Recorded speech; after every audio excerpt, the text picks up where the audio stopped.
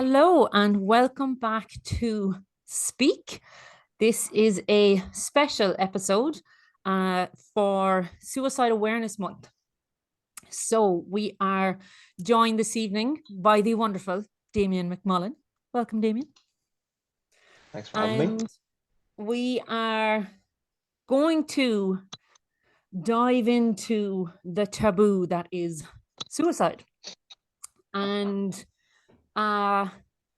Crystal and Damien have so generously offered to let me absolutely quiz them on their experience of the topic of suicide. So I'm nervous, a little bit nervy. I've got some questions, I got some thoughts. But I suppose, look, as ever, this is a learning space. It's a safe space. If I overstep, pull me the fuck up on it, and we'll see how we go. So yeah, and look, I suppose hopefully at the end of this, we'll have maybe clarified some things for people, demystified, untabooed some stuff. Yeah. If we can manage to have a bit of fucking crack along the way, I'll be thrilled with ourselves. I think that'll be good. I think that would be like a feat. So I think the most important thing for us is the fact that we trust each other. And this is the number one thing here, is the reason it's okay learning space. And we want those questions is because we trust each other. So yeah, hopefully we can raise a smile throughout talking about this this deep topic. But go for it. Okay, well, look, I suppose it would be good to get an idea from each of you of why you wanted to talk about this. What is your background with suicide? Who wants to go first? Damo, do you want to go as a guest on Speak? You want to go first? Yeah, I can do. I suppose for me, I suppose I first noticed I suppose an issue with my mental health in probably about 2015. Was when I kind of first came to the realization that, oh, hang on, something's maybe not quite right here. So went and spoke to my GP. A couple of weeks off work. There was a few things that were stressing me out. I was working in a continental shifts, kind of chopping and changing between days and nights. So ended up on medication, and it kind of helped at the time, and kind of plugged along with things. And it was kind of up and down. Late 2016, then we moved to New Zealand, so kind of life flipped on its head and new challenges ahead of us. And yeah, we kind of trundled on through, but I had a few things, I suppose, going on in work and life in general. For me, I was actually the 23rd of May 2018, and I remember the date because it was the night before my 31st birthday, and things hadn't been going too well, and I just spiraled and spiraled and spiraled and kind of kept spiraling. And I found myself really volatile, really argumentative with my wife. Kind of stormed out of the house and took myself off for a drive, and found myself sat early winter time in New Zealand, pitch black dark, back country roads, kind of no one around, and I was in a pretty dark place, quite literally, as well. And it was just there and then for me was, I came very close to taking my own life. Made the decision, obviously not to, there and then, but it's a strange place to be. It's a strange mindset to be in. Yeah. Is you kind of know that things are out of control, and you're not quite sure what to do with it. So it's a very, very tricky place to be. That was my kind of experience with it. Amazing. Thank you so much for sharing it, Damo. It's I think not only important, but really important to hear from the male perspective as well. Sometimes it's much easier for women to talk about their feelings and what goes on. So wicked that you're here and sharing it. From my side, I had experienced kind of all through teens, actually, up into 20s, like periods of low mood that was fairly, I knew that, but nothing ever to the point of wanting to hurt myself in any way. And then bearing in mind I had like a marriage breakdown before, like big events had happened, and I'd never got to a really, really dark space. And then I had my daughter, and bearing in mind, when I say it was everything that I could have asked for, my first marriage ended because my husband wouldn't have children. I was like, it's the deal breaker. I'm supposed to be a mum.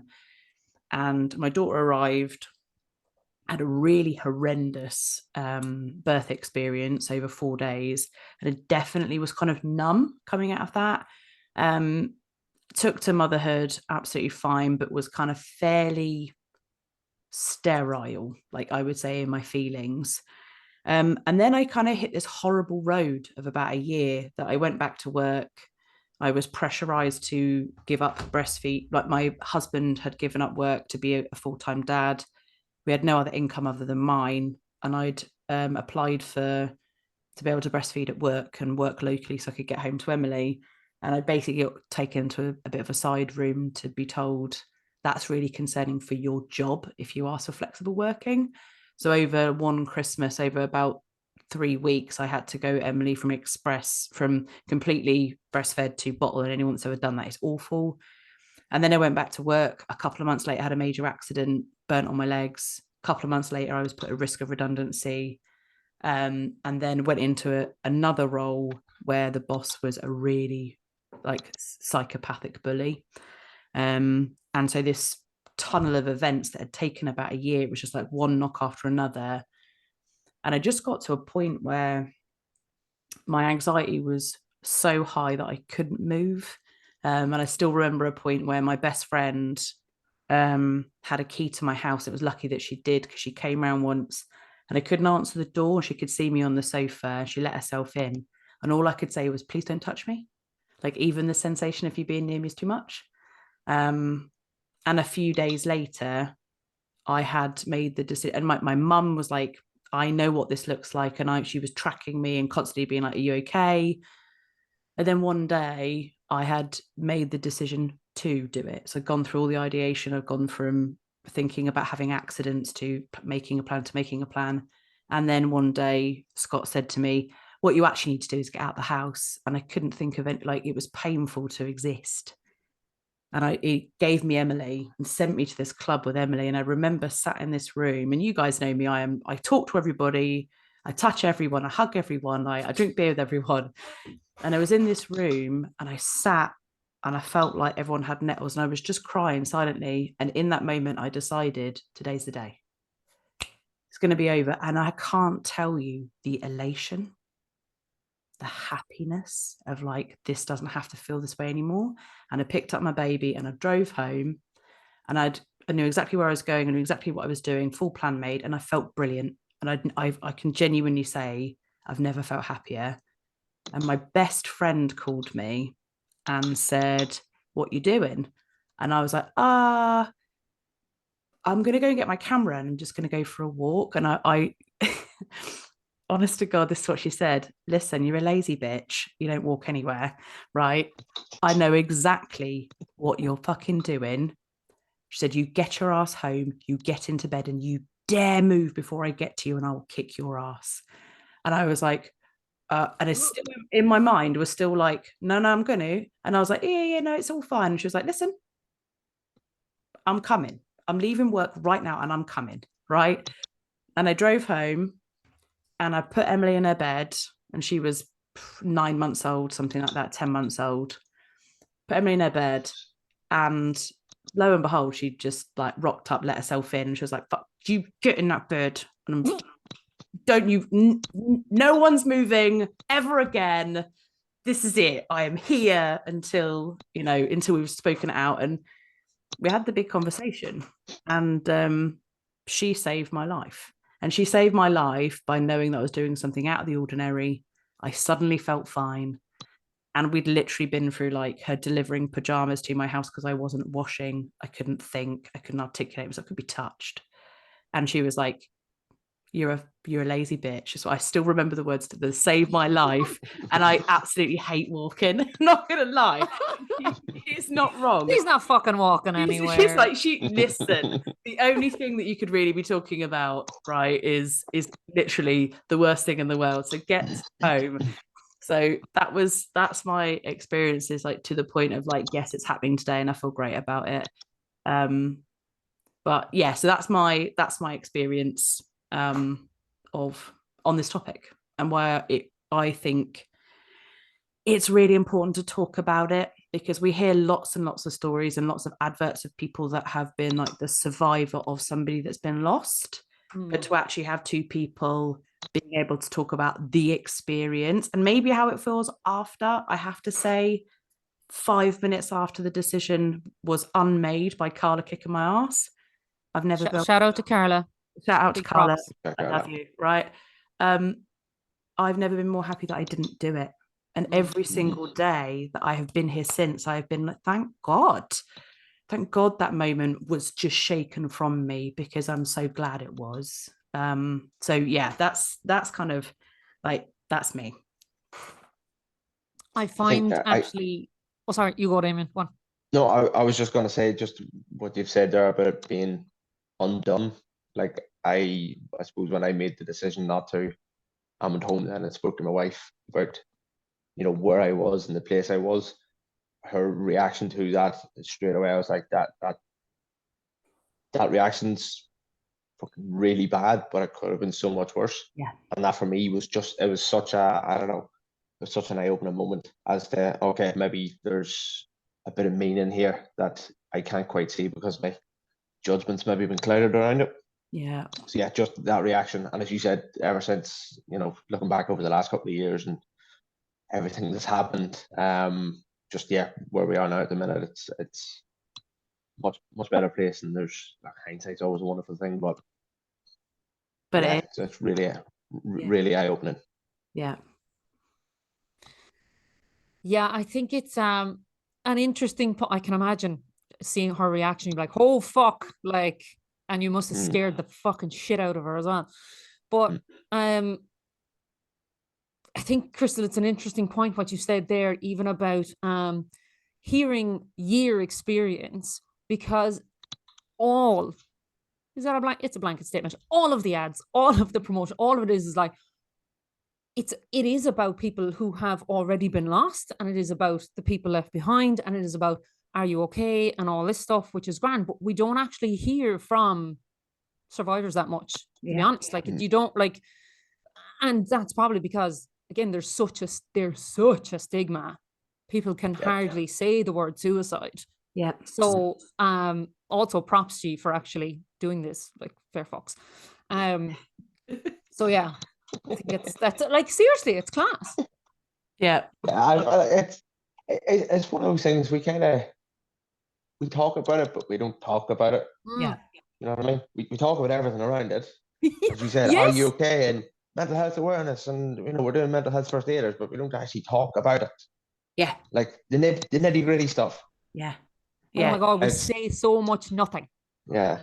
Yeah, the overarching statements of, you're like, you're right, and I think you said something before this call, Elisa, about using the word. Like, if you are noticing the unusual behavior, the mood switches, the dependency on alcohol, more, all of that stuff, that for me there is definitely something to clock on around things like hygiene. It's really difficult when you feel covered in a feeling to cover yourself in water. It's really overwhelming.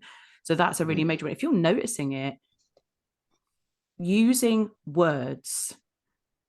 Are you contemplating? You said something. You were saying something earlier about language. Are you going to do something silly? Like, talk. Like, what was your point around that? So there is, like, the power of language is phenomenal, and certainly when we talk about suicide without talking about suicide, like we just said. Yeah. But, and I think especially, definitely in Ireland, I'm not sure if it's the same over there, but when somebody does die by suicide, one of the language things is they'll say, oh, they committed suicide. And it's because to commit is a sin. And it's like, Jesus fucking Christ, that's harsh. Yeah. Then it's not only, or else it'll be like, oh, did you hear such and such pass away? And then you'll ask, oh, Jesus, what happened? And there's this pause, and you know. Yeah. And then you know, but they don't have to say it. So nobody has to say the word suicide, because it is so shameful for everyone left behind. And it's so it's unthinkable. So you can't say the word. So people literally are not used to having this word in their mouth. But there's this thing of, if you are concerned about someone, if you're seeing the signs, ask the question. Yeah. Are you thinking about dying by suicide? Are you thinking about suicide? Are you whatever way you want to say it, but use the word, because it can almost have a shock factor of like, but it gives somebody the opportunity to talk. If you say, like, it's almost a softer version to say like, oh, are you thinking about hurting yourself? Like, what does that mean? Yeah. What does that I'm mean? already in a lot of pain and I haven't done it. Yeah. And Yeah. it's like, because you're not being direct. So then it's like, yeah, you're not thinking of doing something stupid. I hope you're not thinking about doing something stupid. So now you're literally going, oh, well, if I'm thinking about suicide, I must be really fucking thick then. Like, no, like, it's this impact of words is so important. So be direct. Worst case scenario, you're wrong. Yeah. And brilliant if you are. What a great result. Yeah. I think it's just the straight away. I remember the same thing coming up on when I did the mental health first aider course, and it's almost as you said, it's the shock factor. But if somebody is thinking about suicide, and you come straight out to them and say, "Are you thinking about suicide?" automatically you're on the same wavelength as they are. You've just broken down so much of a barrier for them to go. Then even just to say, yeah, and straight away they know that they can have a conversation with you because you've just fucking hit them straight up with it. Yeah. You know, it's such a powerful way to do it, and it's so. I think it is because it is so direct. If somebody is in that frame of mind, they've already gone through all the questions and the thought processes, and it's such a web that they've gone through. So I think for you just to come straight out with that there's so much to it. Yeah, I think I still remember my mum telling me how guilty, because I shared with my family a long time after, but I shared with my family, and just before the week, kind of the week before, I think I'd made up my mind and I hadn't realised, because my mum was like, I'm going to Turkey and you have to come with me, and she was like, didn't want me out of her sight. And I remember, because there wasn't direct language used, I think she was scared of what my response would be. And I remember sitting on my doorstep being like, you should just come to Turkey. It'll be lovely. And what she meant is so I could watch you. And actually was struggling to like walk to the car, let alone get on a plane and bugger off to Turkey. And I remember switching on such like smiles, because the air gap from not using the language of Crystal, I'm really worried you're going to take your own life. And I don't want to take my eyes off you. And we need to talk about that. I think that's scary for the person saying it, like terrifying. And so I just put her at ease. I was like, oh no, I feel so much better. And when you want to, that's the dangerous part, right? Because when you want to, you're going to take away any of the barriers, any of the watching eyes, because it's where you need to be. You need it to be done. And I still remember just that air gap. She was terrified of the conversation. I really didn't want her to ask, because I can't lie. I don't know if anyone's ever figured that out, but ask me if your outfit looks shit, and I will say, yeah. It's it's just something. I mean, I wouldn't wear it. I mean, it looks very you. So I think that direct language thing, and I think I remember being in a room with somebody that worked for me and seeing a massive change in his demeanor. And I kind of let it go for the meeting, and I thought, this isn't right. Like, usually, like in the middle of it, asking the questions, he was just distracted and emailing while waiting. It's not him. And I just noticed this decline in his mood. And I at the end of the meeting, I said, like, thanks everyone, thanks for coming, blah blah. Do you want to walk me to my car? And he was like, oh, what have I done? And we walked out, and I stood in the car park with him, and I said, what's going on? And he was like, I don't know what you mean. And I spelled out all the things that I had seen. And I said, what is on your mind at the moment? And he was like, and I said, look, I can see you're struggling. I need to know how bad that struggle is. And I wasn't even having experience, was not punchy enough to say to somebody that worked for me that I got on bloody well with, was not punchy enough to say it. Luckily, I actually just really like drilled into the thoughts. And I was like, right. I said, are you having recurring thoughts? And I'm referencing ideation here. And I wish I'd said it. And he was like, yes. And I was like, what is the thought? And he just looked at me terrified. And I said, have you made your plan? And he was like, not yet. I was like, right. And then we sat, right. I was like, right, we've nailed it. And as much as we were talking and the differences, have you made the plan? Then he talked to me about what those thoughts were. He talked to me about what he was imagining. And you know what he said after we'd had the conversation and we started to genuinely talk about suicide? I said to him, have you spoken to your wife? And he said, no, it feels too big and almost silly, right? And I said, she's going to care so much about this. And he went home and he told her, and the support wasn't me. The support was her. And it all he needed to do was go home and be like, I've had really dark thoughts. And this is what's happening every morning when I go on a dog walk. This is what I'm thinking about. And they become solid. And that was all the help that he needed, is reconnection with his loved one. So I think that language thing, I can't stress it enough. Like, just if you have a gut feeling, it's usually right. I think I looked up here a statistic that I thought was shocking, and it was US stats, but it was the figure that I thought was interesting, that people with thoughts or ideation of suicide, 12.2 million. 3.2 million have planned suicide, and 1.2 million execute the plan. 90% of people survive, and yay, right? But so 2/3 more think about it and are in the thought stage, then it drops by 1/3 at the planning stage. Like, if you can catch people there, we'll be tackling that end number. And so, like, it's a spectrum, right? So you've got from like what they call passive suicidal ideation, right? So it's like you're thinking about not wanting to live or imagining being dead, or it's fleeting thoughts. Right through, like what you described, to detailed planning, where that is active suicidal ideation, thinking about different ways to die, or forming a plan to die. So, and and they're huge numbers, but actually, like, and there's a lot of people who live with suicidal ideation all through their life, and they live long lives. They live with it. It's so I suppose something I've experienced a few times since, even it's again been very fleeting. It's been maybe a day of low mood, and things maybe aren't going too well here or there, and I can be in that space. So I haven't had it now in a while, but I have been in that space maybe on a certain evening where it's just been constantly darting around my head. The idea is there. But thankfully, since it kind of dissipates, if I manage to go and get some sleep, or if we get out and get something else done, it's something there that does go. I suppose it's being conscious of it. It's accepting sometimes that it's there. I suppose the realization that it is only going to be momentary.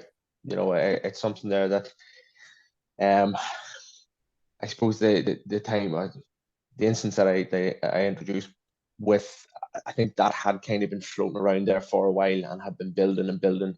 I think this day it was almost like I kind of cracked. I was like, right, I'm doing it. But it was very I don't know, it was quite an irrational kind of decision there and then, if you know what I mean. I was in a really kind of erratic state.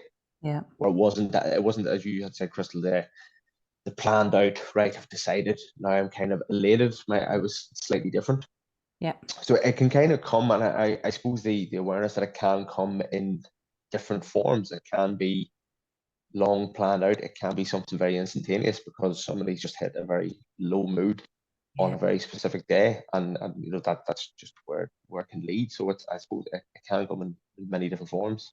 Yeah, I think also it was really interesting. I did I don't know what course it was. I ended up on a course where they were talking about the numbers between men and women, like the statistics between women that take their lives and men take their lives. And I think men are two. It's like I think 60% more likely.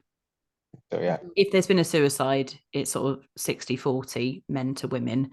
And I have a really good long-term friend that's a copper, and he was saying this sort of one of the core difference from their perspective is men don't tend to walk up to this in a long stride.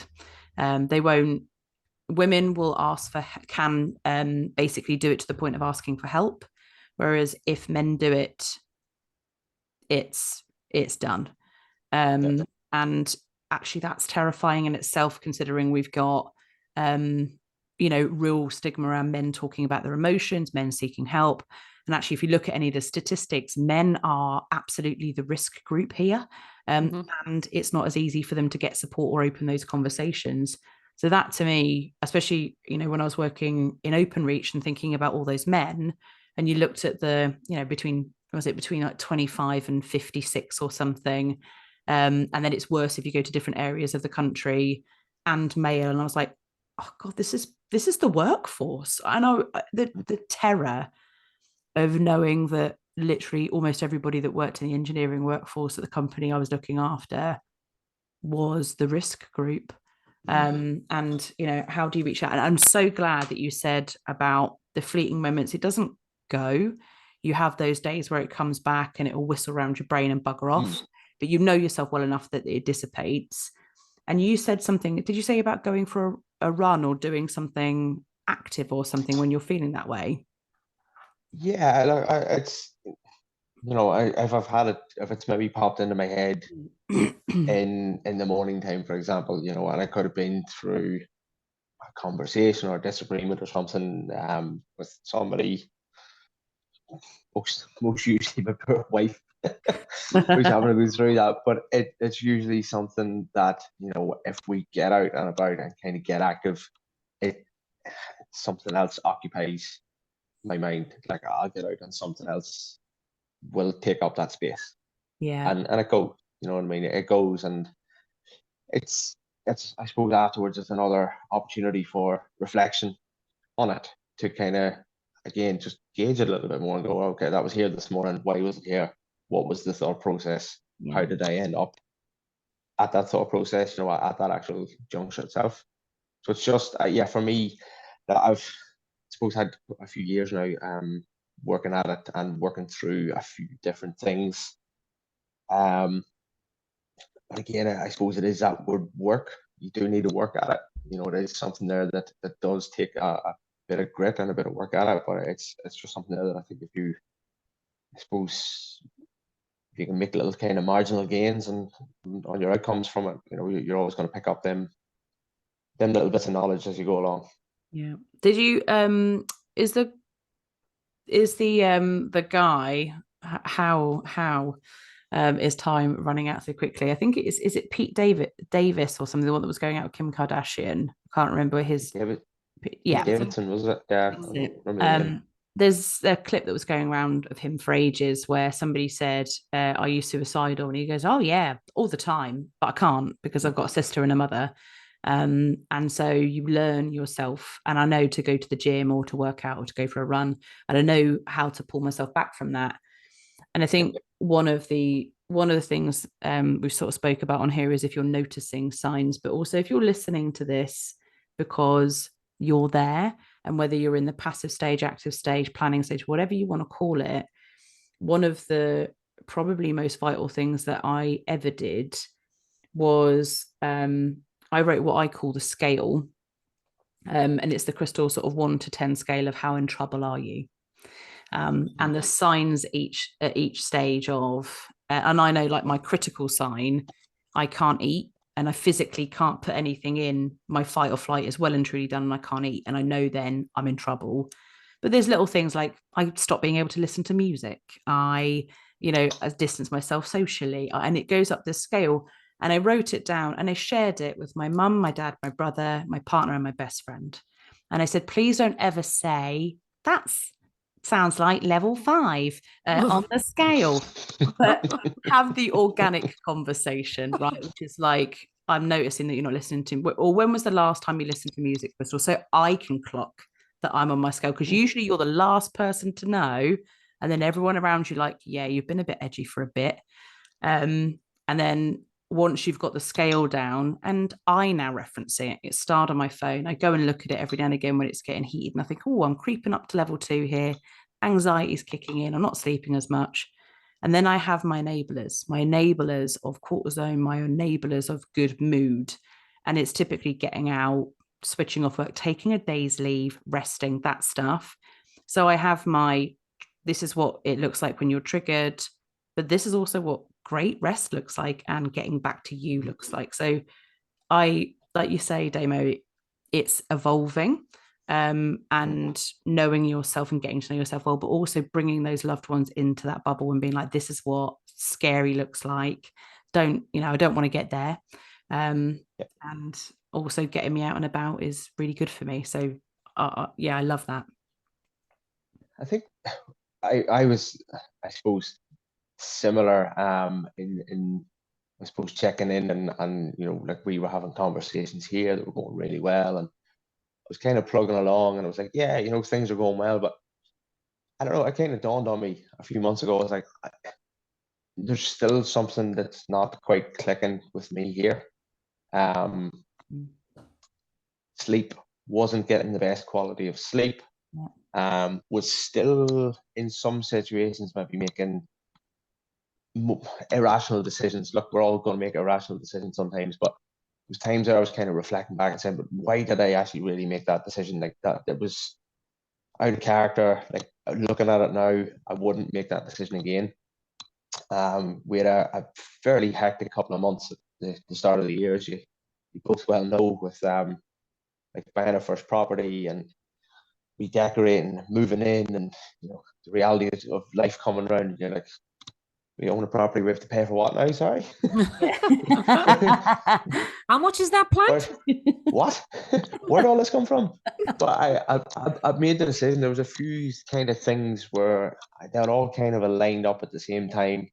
I had a new job starting. I knew I was going to be on, I suppose, working slightly longer hours and a longer commute. And I thought, there's actually one thing said to get away from me, or things started to get a bit stressful. It was too easy to go and grab a beer out of the fridge, and not that I was getting to the stage where it was kind of reckless, really heavy drinking, but there was little phases there where you would just go through kind of regular, escapism, so to speak. So it was, but it was something I kind of noticed about myself, that I thought, maybe I'm going to try this. Maybe I'm going to try a little change here. So I set myself out. I was probably aided by my brother's stag party and wedding within about 6 weeks of one another. So I was like, I think I'm maybe ready to hit the booze in the head for a while. But I set myself, I think I seen a post on LinkedIn. It was Chris Watcham. I think I put a post on. I think that's what triggered it. And he just said he'd just done 12 months alcohol free. And it just spur of the moment decision. I thought, I'm going to see if I can go off the booze for 12 months. Yeah. So I'm coming up on 4 months now. I haven't had a drink. But just, I suppose, within that 4 months, it's the depth of the conversations we've been able to have here around things. It's the being able to take stock of situations that we're in, to go back, reflect on stuff. We might try and have a conversation here. It might not go to plan, but we're able to come back to it then and say, right, let's kind of reset. Let's go back to it. What were we talking about? Yeah. And it's something for me that has worked. Again, as I said before, there's stuff that you need to work at. And it is hard work, but again, it's about them little marginal gains. What little changes can I make here? and try. Does this work? Yeah. Does this work? No. But that's what I find works for me. Yeah, amazing. I think in all of this, Elisa, I know we've only got a couple of minutes left, and part of me is like, do we want to hang up and come back in and continue because we can just splice this onto our channel, or are there questions that you want to round off with? What's your thoughts? Ooh, I could definitely stay going, but then the emotional toll is quite fucking light on me, to be honest. So it's whether you want to stay going or not. I could stay going, or I could wrap up here. I'll actually leave it up to you. If we stay going, I definitely have different angles we could go down with this. Moving from your experience to, I suppose, more societal views on it, things like that. But I will absolutely leave it up to you. I am up for, I think the most important thing that that I wanted to get out of the sharing part, that lived experience part, we know that change comes with empathy and being able to understand where people are coming from. And I think the shared story is something that is really important to get out there. So I don't mind the pivot into like, do you want to blow this up into a wider view? The one thing that I would want to say to everybody before we jumped back on again, given this is unedited, is, you know what? I think we wrap it. You wrap it? I think it's because it's all. Yeah, I think we're best to wrap it. Well, we could do a part two. Because I could stay and talk for a considerable number of hours on this, but I have to get up at like 5 a.m. to go to work. So let's do it then. Maybe we'll wrap it off just on the subject of mental health and good sleep. Yeah, absolutely. Good sleep. I think, look, I guess my takeaways from listening to you guys describe your experience is that, like, it's obvious to me now listening to you that, you know, when you hear of somebody who has died by suicide and you're like, Jesus, how did they get there? Like, how could you possibly think that that was the way to go? And it's that the emotional pain is so devastating that it overrides rational thought. So that's clear. And I guess for people to understand that, like, depression, anxiety, and things like that, they're lying bastards, and they will tell you that it will never improve. Yeah, that's right. Which is not true. It's not true. So with less than 1 minute to go, I just want to call out, guys, the Samaritan's phone number. It's the same for both Ireland and the UK. So it's 116 123. And thank you both so much for sharing. Welcome. Thanks, Elisa. Thanks, Damo. Thanks. Good stuff.